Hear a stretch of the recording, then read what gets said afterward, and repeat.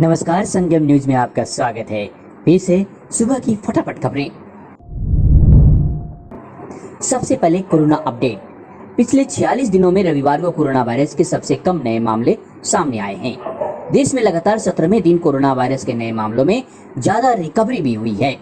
देश में अब तक एक्टिव केस 20,41,468 और अभी तक 2,80,41,314 केस सामने आए हैं। अभी तक 34,31,83,748 लोगों को टेस्ट किए गए।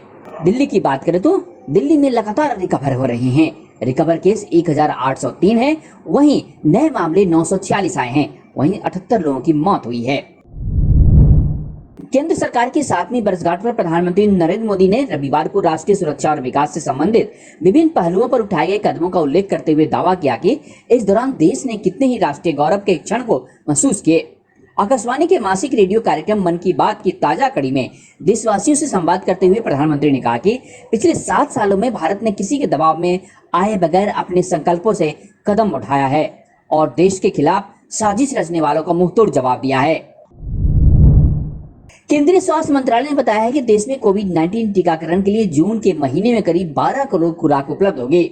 इससे पहले मई के महीने में टीके की 7.9 करोड़ खुराक उपलब्ध थी। मंत्रालय ने कहा है कि विभिन्न राज्यों और केंद्र शासित प्रदेशों को टीके की खुराकों का आवंटन वहां होने वाले खपत और उनकी जनसंख्या और टीके की बर्बादी के आधार पर किया जाता है।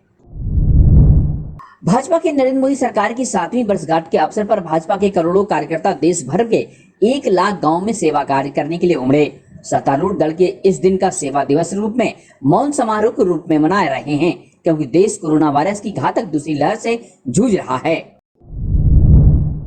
उत्तर प्रदेश सरकार ने कोविड संक्रमण के चलते राज्य में लागू कोरोना कर्फ्यू में सुबह 7 बजे से शाम 7 बजे तक ढील दी है। अब शनिवार और रविवार को साप्ताहिक बंदी रहेगी। निषेध क्षेत्र के बाहर 1 जून से सुबह 7 बजे से शाम 7 बजे तक गतिविधि संचालित होगी। आदेश में कहा गया है कि रात्रिकालीन कर्फ्यू शाम 7 बजे सुबह 7 बजे तक लागू रहेगा। इसके साथ ही शनिवार और रविवार को साप्ताहिक बंदी कोरोना कर्फ्यू लागू रहेगा। वित्त मंत्रालय ने 3 लाख करोड़ रुपए की आपातकालीन ऋण सुरक्षा गारंटी योजना का दायरा बढ़ाने की घोषणा की है। इसके तहत अस्पतालों को अब ऑक्सीजन उत्पादन संयंत्र लगाने को लेकर रियायती दर पर कर्ज मिलेगा। मंत्रालय ने बयान में कहा है कि इसके अलावा योजना की वैधता 3 महीने बढ़ाकर 30 सितंबर या 3 लाख करोड़ रुपए की गारंटी शुदा कर्ज जारी होने तक कर दी गई है। महाराष्ट्र में कोरोना संकट के बीच मुख्यमंत्री उद्धव ठाकरे ने जनता को संबोधित किया। उद्धव ठाकरे ने राज्य में जारी लॉकडाउन को 15 दिन तक बढ़ाने का ऐलान किया। सीएम ने कहा कि राज्य में अब 15 जून तक लॉकडाउन रहेगा। जिलों के केस टैली के आधार पर कुछ छूट और प्रतिबंध लागू होंगे। मध्य प्रदेश में कोरोना संक्रमण के चलते अनाथ हुए बच्चों के लिए कोविड-19 बाल सेवा योजना की शुरुआत की गई है। इस योजना की शुरुआत करते हुए मुख्यमंत्री शिवराज सिंह चौहान ने 130 परिवारों के अनाथ हुए 173 बच्चों के खातों के प्रति बच्चे के मान से 5,000 रुपए की राशि एक किली से अंतरित की गई।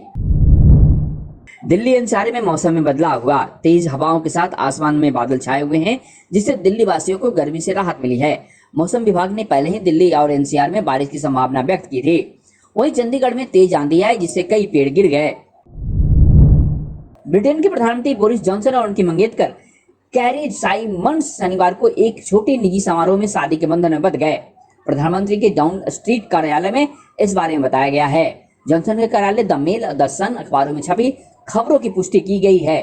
प्रधानमंत्री और उनकी मंगेतर ने परिजनों और मित्रों की मौजूदगी में रोमन कैथोलिक वेस्टमिंस्टर कैथेड्रल में विवाह किया है। क्या दोस्तों, तो ये थी सुबह की फटाफट खबरें। अगर आपने हमारे चैनल को सब्सक्राइब नहीं किया है तो सब्सक्राइब कीजिए और नोटिफिकेशन बेल भी बजाइए, ताकि देश दुनिया की खबरों के साथ ऐसे तत्कालिक खबर आपको यही मिलेंगे। नमस्कार।